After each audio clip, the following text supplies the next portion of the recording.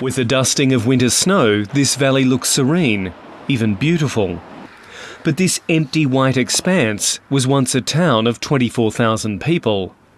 Then, on the 11th of March last year, a 13-metre high tsunami turned Rikuzentakata into this, a wasteland of death and debris.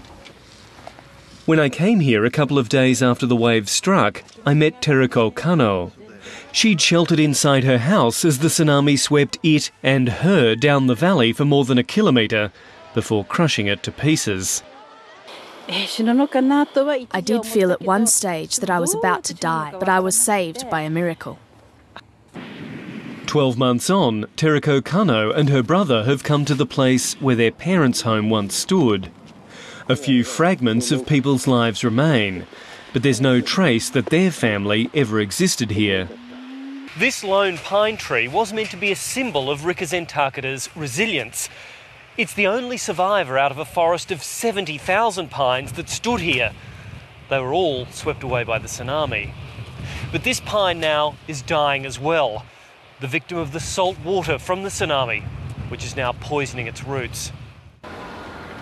Just a few kilometres to the north is the town of Ofunato. This is what it looked like after the tsunami.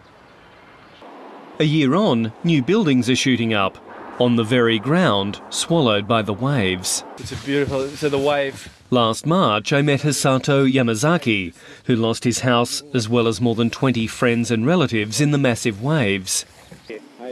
A year on, he too is preparing to rebuild, despite the risk. They say a mega tsunami will only hit every 1,000 years, so I should not worry. But I still feel uneasy. Maybe I should rebuild on the hill.